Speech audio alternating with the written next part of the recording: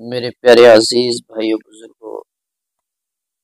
دیکھیے اللہ تبارک و تعالی نے کچھ ایسے نظام بنائے ہیں کہ اگر ہمیں کچھ حاصل کرنا ہے تو کچھ محنت کرنی پڑے گی، کچھ پانا ہے تو کچھ کھونا پڑے گا۔ میرے بعض بھائیوں کہتے ہیں کہ مفتی صاحب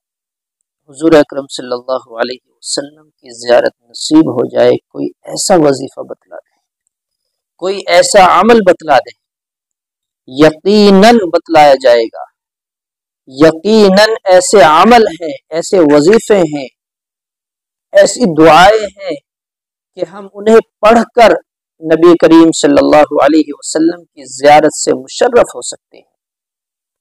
حضور پاک علیہ الصلاۃ والسلام کے بتائے ہوئے تمام طریقے وہی ہیں جو نبی علیہ الصلاۃ والسلام کی زیارت کے مستحق ہیں، جو نبی علیہ الصلاۃ والسلام کی زیارت تک پہنچتے ہیں، لیکن ہمیں ان سے پہلے کچھ چیزوں کو اپنانا پڑے گا، کچھ چیزوں کو چھوڑنا پڑے گا۔ ہمیں ہر حرام چیز سے بچنا ہے، ہر برائی سے بچنا ہے، ہمیں ہر غلط کاموں سے پرہیز کرنا ہے، ہمیں حلال روزی کھانی ہے، کمانی ہے، نبی کریم صلی اللہ علیہ وسلم کی سنتوں پر فرضوں کے ساتھ ساتھ چلنا ہے، ایک ایک سنت کو اپنانا ہے۔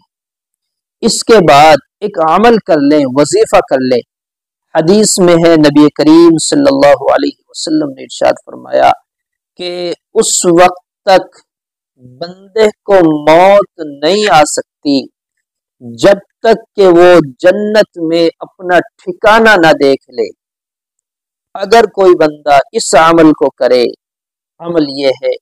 کہ ہر روز 1000 مرتبہ درود پاک نبی کریم صلی اللہ علیہ وسلم پر پڑھے، ہر روز بلا ناغہ 1000 مرتبہ درود پاک صلی اللہ علیہ وسلم پڑھے تو وہ بندہ مرنے سے پہلے اپنا ٹھکانہ جنت میں ضرور دیکھ لے گا، اور نبی کریم صلی اللہ علیہ وسلم کی زیارت سے بھی انشاءاللہ مشرف ہوتا رہے گا۔ نبی کریم صلی اللہ علیہ وسلم کی اس کو زیارت ہوتی رہے گی۔ کتنی بار ہوگی، کیسے ہوگی، یہ اللہ کا نظام ہے، لیکن یہ درود پاک کی کثرت 1000 مرتبہ کا پڑھنا اور اس سے پہلے کچھ اعمال کرنے،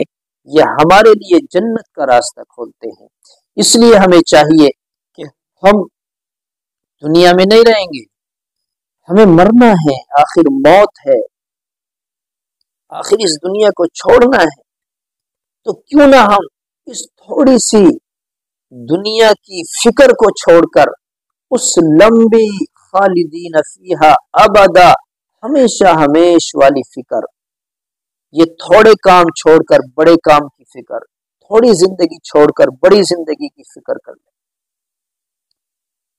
تو اس لیے ہمیں چاہیے کہ ہم اللہ تبارک و تعالی سے آج ہی